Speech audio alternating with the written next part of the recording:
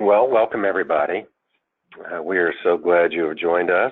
My name is Jeff Davis with OPRA, and I have Beth Chambers here with the Department of Developmental Disabilities, and I'll let Beth introduce herself.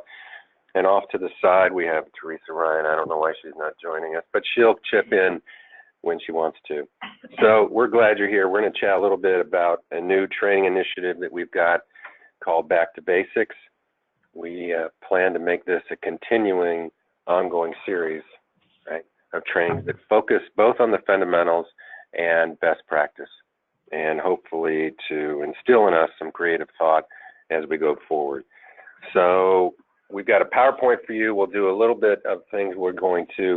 This PowerPoint will talk a little bit about the foundations of what we're after here, how we want to go about this.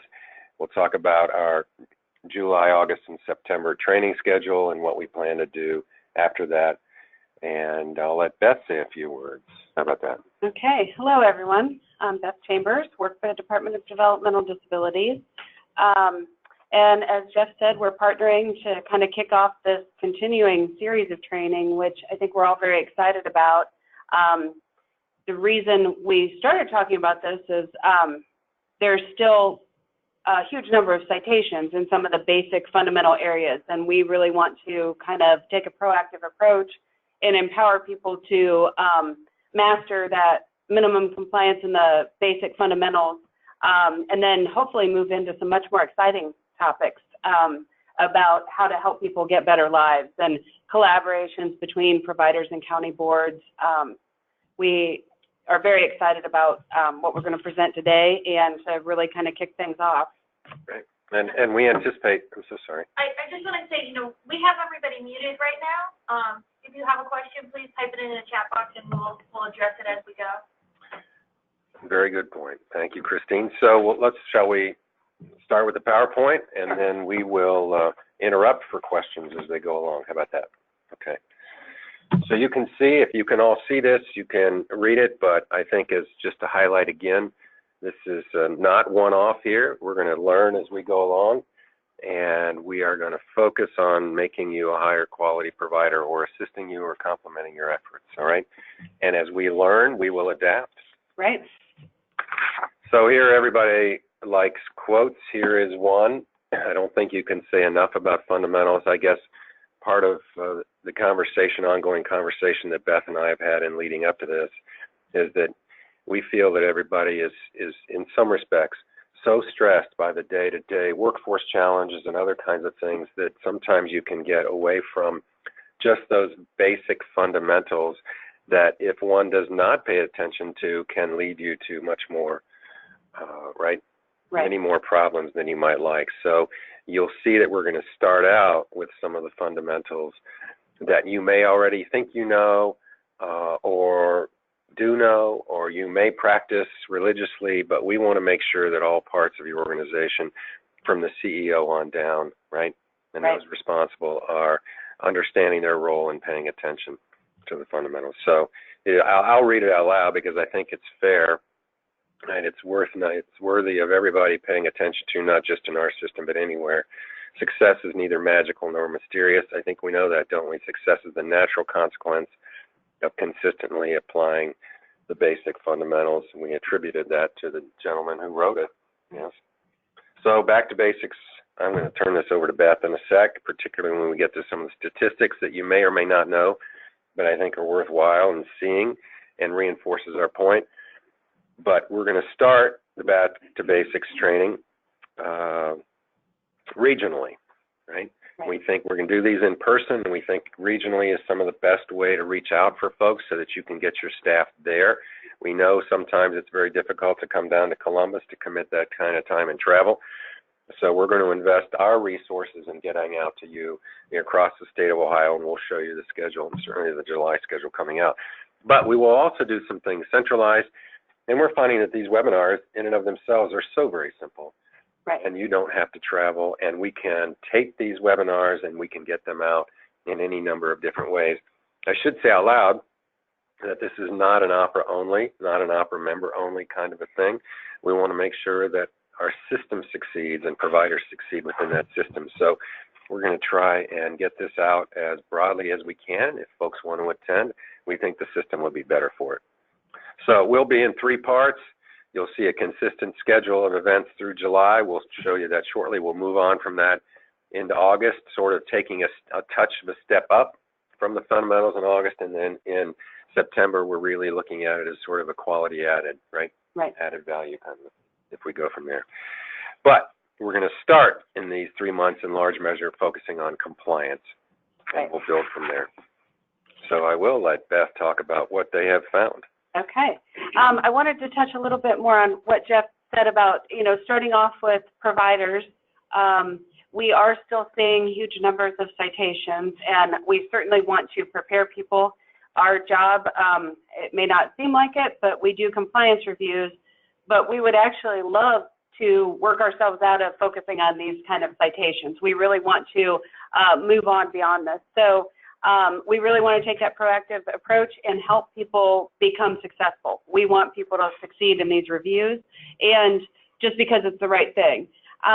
Jeff talked a little bit about, it's not just OPRA members. The beginning trainings will focus more on providers, and then once we move on to the later schedules, we are going to have some collaborative trainings with county boards and providers.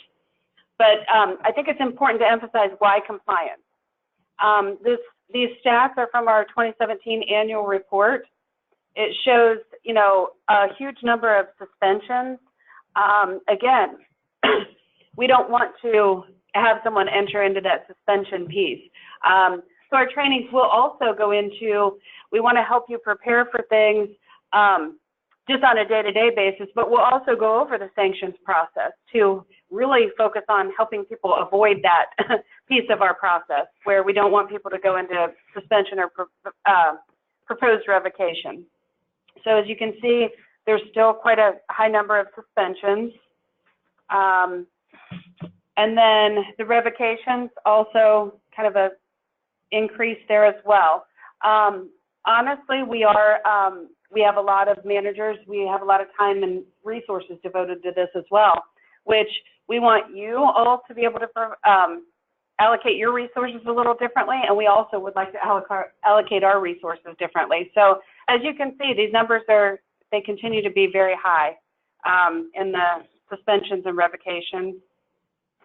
Yeah, and Beth, let me chip in for a sec, if you don't mind. You can see this trend. I mean, this is a pretty obvious, both of these are obvious trends. The environment out there, as I'm sure all of you know, is one of we applaud the department for how open they are and how much they try and prepare providers for this. But the environment nationally and certainly in the state, when you incorporate the auditor and the attorney general and the Department of Medicaid, when you're dealing with Medicaid dollars, it's very serious business, and there is immense pressure on those responsible for the allocation of those monies to ensure that they're done in the right way. So, we can bend this trend line because we can better prepare providers. We're not going to bend it because people are not paying attention. Right. So it is within our ability, right, to change this graph projection. But the idea that people are watching how Medicaid dollars are spent and the service provided, that we see no signs of that slowing down. Definitely, and now, but more than ever, to get those fundamentals is crucial. And I know the department really tries to, we present our compliance review tool. We make that available to providers. There's a 90-day notice prior to every review. So we want people to be informed. We want people to have a gauge on their own internal systems and not be surprised. What we hope, the goal is so that people are ready on a daily basis. They at least know their weaknesses. They've got a plan in place to correct those. We don't expect that everything will be perfect. There will be mistakes. There'll be gaps in systems. But we kind of refer to our review process as an open book test. We provide the information. We want people to contact us if they have questions. We have a huge number of people who do that. Our goal is not, I think there's some kind of, we have a reputation of, having a quota of certain numbers of citations or something that we have to issue. That's far from the truth. We actually are encouraged to provide technical assistance when we can. So for example, if a provider has identified some of these fundamental gaps in their personnel systems for background checks.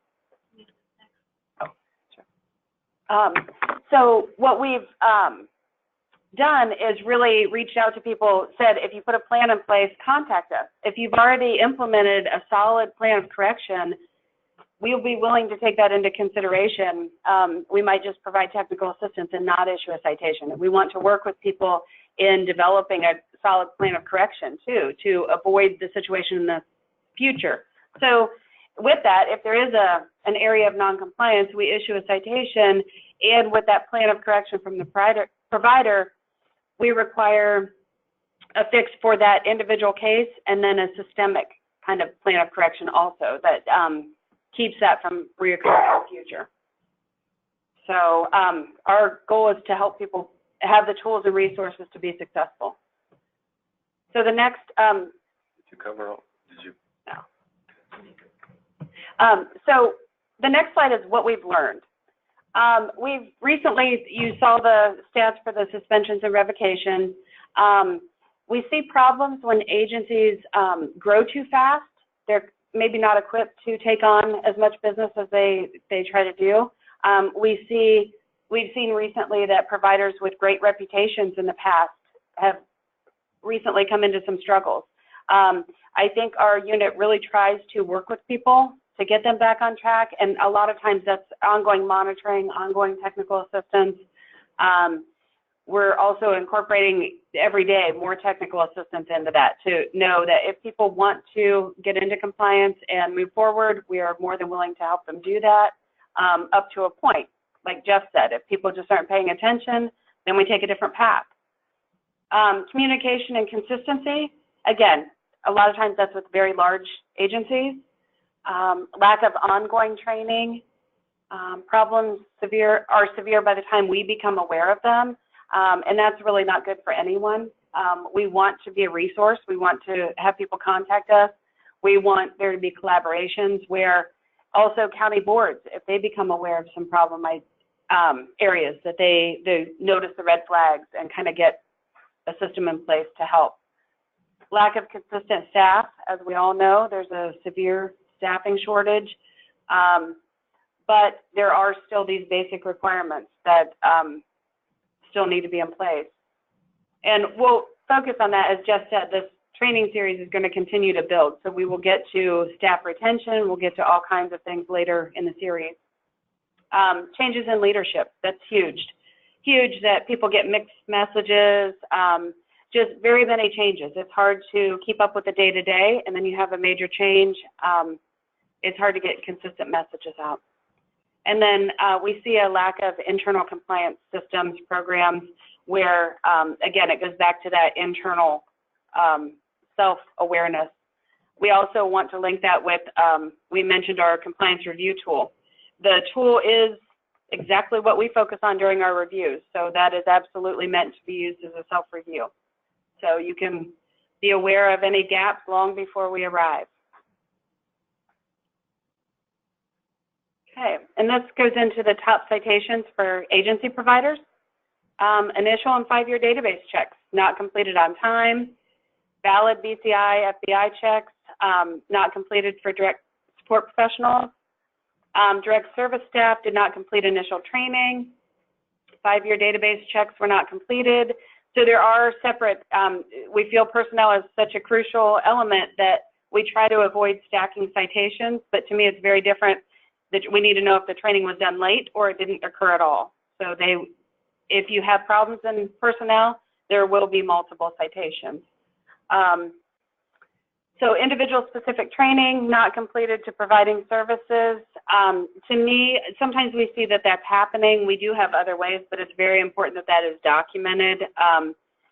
So I think sometimes it's just, again, the system might be lacking. It may not be that it's not happening, but there's really no recorded evidence of that training.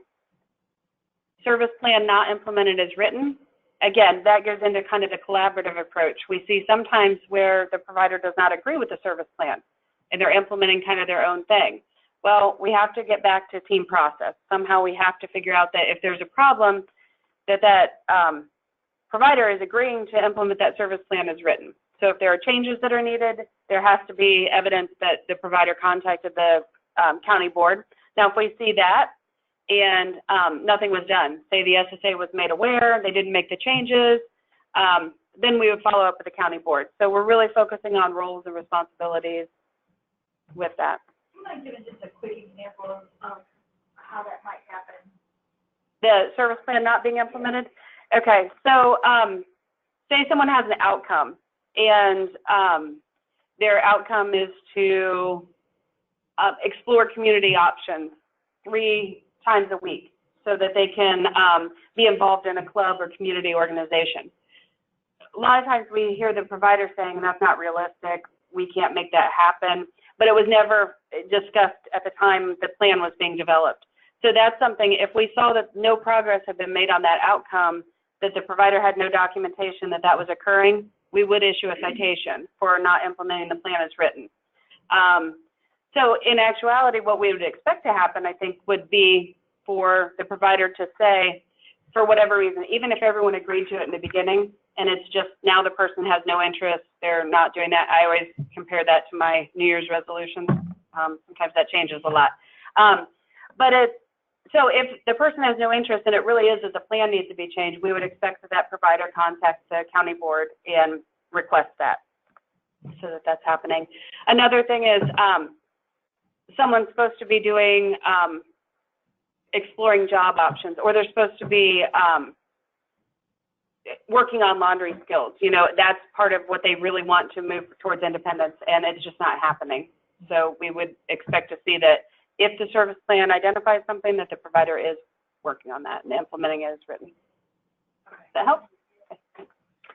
One might think that initial and 5-year and repeated, right, background checks would not, after all these years, still be one of the #1 compliance issues, and one that is significant enough that leads to suspensions, right, and ultimately revocations. So we're going to talk all about that. It may seem rather generic or basic to everybody on the phone, and when we do training, we're going to try and delve deep into that, but also help you realize that the CEO of an agency is absolutely as responsible, you know, as are the individuals that they have designated to do this kind of a thing. And so we want to make sure that people, this absolutely is something that can be addressed. Yes. Yeah. Within an agency. This shouldn't likely be happening if you're an agency, right, that is, right, so we're going to work on that. We're going to work on all these kinds of things. It goes back to having good systems in place. And, you know, as you know, Jeff, we see a lot of the personnel citations, if not all of them, as being identified as health and safety risks. So you're right, it does definitely lead to sanctioning if it's heavily weighted in personnel. And if they have a designated person in their agency that is responsible for that, and it's built into their compliance program, their internal compliance, they can avoid getting into that arena. Right. So we will talk a lot about internal compliance mechanisms and processes and systems, and also show best practice and those providers that are doing some things. So we want to make this as comprehensive and interesting, you know, for you as possible as we go forward. Right. And I think we want to get feedback on, obviously there are barriers because we're saying we're giving you the information, and the numbers of citations still keep increasing. So something's not, there must be some barriers, and I think we need to identify those and move forward, but it really is, it's an easy area to correct. I would hope that in a year we will not see. Well, and we hope so too, and part of this process is that we're going to be asking, all of us is going to be asking questions of providers up front, right? Before the trainings, what questions do you have? What barriers are there, so that we can be prepared, you know, to answer all the questions as much as we know.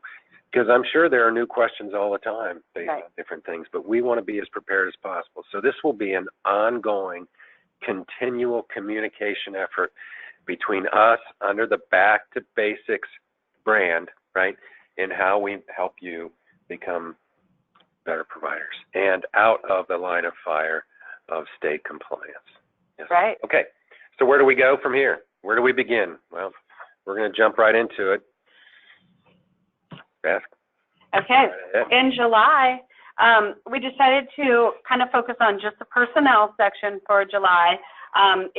We thought the focus will be on some of those top citations that we mentioned, and they'll also be paired with our tool questions, so that we are identifying the guidance in our tool. What we might learn from the trainings is that we might have thought we were very clear in the guidance and the interpretation.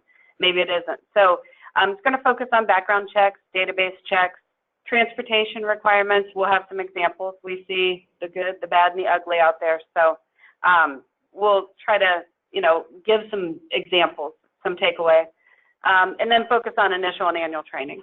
If I may say, with respect to transportation, this is particularly timely as we try and exempt ourselves from the PUCO requirements, right? Right. One of our arguments is that DODD is doing regular compliance reviews around transportation. That is our core argument to get ourselves exempted. So we want to make sure, right, that our transportation, and I think Beth and Teresa will have some examples of transportation that are not very flattering of our system at large, and we're not going to be able to have that, if we want to go forward. I'm sorry. Right. Go ahead. And transportation obviously is a huge barrier so many places. So we have to get it right. We have to think of creative ways to get people. We talk about dreams and aspirations. We talk about, I work with a lot of county boards doing reviews and talk with a lot of advocates, and they point out to me on a regular basis that every job interview asks if you have reliable transportation, and the answer is usually no. So really focusing on transportation is a huge topic in so many ways, so many aspects. So then in August, we're going to focus on physical environment, internal compliance program. This will take pieces that we talk about in July and topics that may be expanded upon in future trainings, but really will break down the internal compliance program piece by piece and talk about some of the trainings that are offered online. DODD has developed some good trainings in this area, but really breaking it down, I think we're going to give some examples of if you have problems, how do you develop that, and then what would we expect in a plan of correction. We might give some examples of things we saw that they might have been missing some elements. Oh, and then the self-review. To me, that's just what we talked about, using that compliance tool that's updated quarterly, really taking advantage of that and being very self-aware of any gaps in your system internally. And then September, we're going to focus on MUI and UIs and behavior support and restrictive measures. We've got speakers who will dive into these topics and really focus on how these relate to person-centered planning. There are lots of questions, lots of misconceptions out there, really focusing on the key fundamental elements and then building from that. We're going to offer some examples, some ways in which we've seen really good systems in place in these areas. We may do an MUI webinar prior to the September trainings, in essence, to begin to make sure everybody understands what's in there and think about what questions they have, really, because there are some fundamental changes in that rule.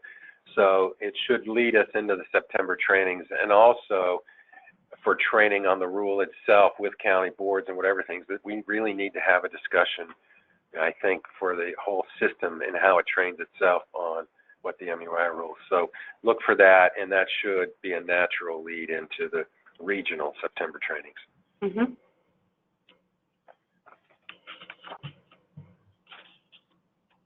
Here you go, right? Yeah. Here's our July schedule. You can see we've tried to do it regionally. This is our stab at regionally. I think this is somewhat consistent with how the department has done some training in the past, and it has worked, and these seem to be good venues. So we like that. Keep in mind this is free training, right? We want it. We want people to be there. So we'll put this out. You don't have to copy this. We'll make sure that everybody sees it in every which way we can. Before we go, Christine's going to talk about how you begin to register now, all right? But we do think, again, and I think the department has proven it, the regional training is probably the best way to do it because you are face-to-face, those kind of things. So we'll get this out here literally ASAP after this, along with the PowerPoint and everything else, and we'll have the registration begin, and then we'll try and make sure that providers across the state and counties know what we're doing, where we're going, on how to do the trainings, right? But you can see we're covering the month of July. We're confirming the August and September dates, so for now, right, you're seeing July. Right.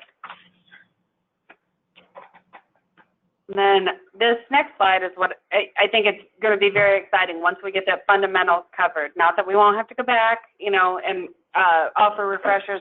I think it's important to note we are trying to get this information out to, we're trying to do the regional trainings in person. We feel that works. There's webinar content available. We've also, at DODD, we've talked to our communications team about also finding some ways to re-emphasize the messages. So trying to get it in the most convenient way to get people involved and frankly as excited as we are about kind of moving the system forward with these trainings. So the next steps, we're going to focus on advocacy. To me, obviously with county boards getting out of the service provision business, we used to see advocacy in pockets of segregated workshops. We are really trying to empower providers to take a more active role in advocacy. Some have, we've seen some great things. So we're also going to share some positives during these training experiences. Person-centered planning, still a struggle. That's where we want to focus on the collaborative nature of this, where an SSA cannot write a person-centered plan without great information from the providers. You guys know those individuals the best. So really getting direct support professionals, the people who know the day-to-day involved in that. How do we do that? How do we get relationships built and maintain those? Figuring out the roles and responsibilities in those pieces and parts.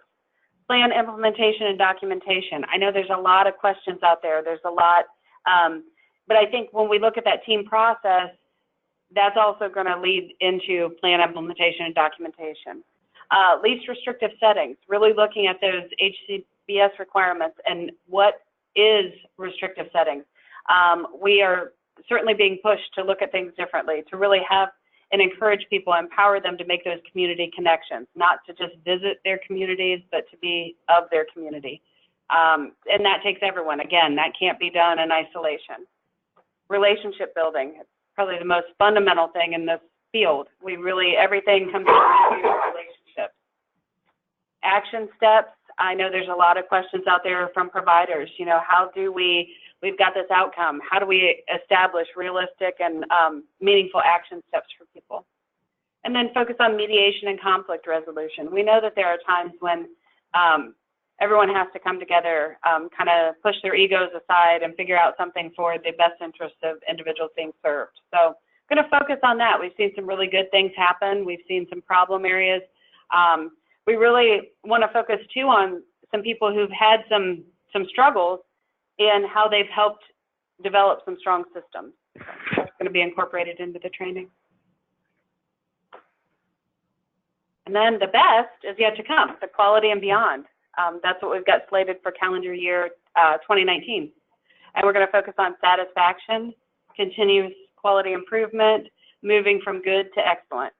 I really think that satisfaction piece is key. I don't think we do a great job of really seeing on a day-to-day basis.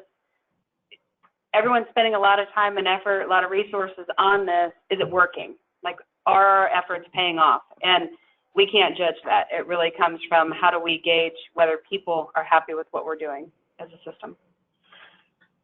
And if you operate ICFs, do not worry. You are in this puzzle, right? Ann Weisen has graciously volunteered to be a part, and we'll focus on from the ICF perspective there. And if you can see what we've laid out here, and I think Beth did a beautiful job. We're starting with the basics. We're taking a little step up from there, and we're moving into, right, quality and beyond. And we will incorporate so many more things in this. We've just started here, and I promise you, as we see best practices, we see other issues, whatever it might be, you know, we will build them into our continual training. So that's what we've got. Other comments, thoughts? I just wanted to say again that our job in doing this is to really see quality. People begin to focus on quality instead of just trying to get through the day, putting out fires. There are enough emergencies to deal with on a regular basis that you can't prepare for. So we really want to have those strong systems in place. And as far as compliance, I don't think anyone really looks forward to a compliance review, but it should be less of a factor. It should be you're proud of your day-to-day systems, and if problems are identified, we can work together to move that forward. But I think these systems that we're talking about and these fundamentals will help people get from a place, we see a lot of people scrambling or, really trying to prepare for a review, and we don't want those, that to be the main focus. We want you to have good systems in place that you're ready on a regular basis for your systems to be reviewed by the department or anyone else. We do have a couple questions, and I think we might have addressed at least one. Bill asked, is the PowerPoint going to be emailed out or not? Yes, as is the webinar itself. Yes. So can we transition into how you might register? Okay, so let me find my mouse here real quick. So if you go to the OPRA website, we have the registration form is up and ready to go. Eventually, hopefully by the end of the day, if you hover over our training and events, you will see a Back to the Basics button. If you click it right now, you're going to get an error not found because we have not made it public, but it will be, hopefully by the end of the day, we will have the recording and the PowerPoint from today will be up there, so you'll have access, and then the registration form will also be there. We have also put it in, if you click on training and events, you'll get to our calendar. Oh, I lost my mouse again. Okay. So you can either come to today's webinar, if you click on it, so the event has passed, and we apologize, we're slightly over. If you scroll all the way down, you will see the form embedded right into the event for today. So all you have to do is your name, title, email, agency, and then select which training you would like to come. And then you should hopefully get a confirmation email with all of your information. And then you can also, as well, if we go back to the calendar, if you see we already have the July dates in here, you can go and click on any of these. And then here is the form as well. And then we'll be keeping track. We do have we have about 75 to 100 person capacity for some of them, so we are going to be monitoring that. And if we see that we're kind of hitting capacity, we will adjust, yes. So registration's already out there. And then Jamie asked, will all of the trainings be recorded to view later? That is something we've not. We'll look into that. Have you done that before? I don't think so. But we can look into it. Yeah, we'll talk about it, right. Yes. And so again, and we'll put this webinar maybe on one of these screens. Yes, yeah, we'll upload it to as many places as we can, and Jamie says make it happen, Jeff. Well, this is my last day, but I'll do my best. But just so you guys remember, you can click the training, and Back to Basics is Back to Basics. Great. Little arrow will be up hopefully by the end of the day. So. And I believe the department will help spread the word, yes. And we're going to send this to all the county boards to share with their providers, and hopefully we can begin, if not immediately, over time to get the kind of systemic buy-in that we want for this. And I'm excited. I just think it's going to keep morphing into what providers and people out in the field are wanting and needing. So yes. It's exciting. We are very grateful for the department's willingness to do this with us, and the counties will be too. I think when we see the August and September trainings, we'll be doing this in partnership with the county boards as well. So we're looking quite forward to it. Definitely. Do you have any other questions online?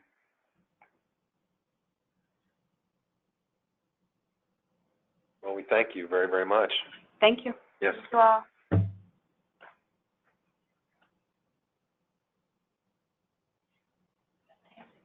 Have you noticed, and I don't know if you noticed,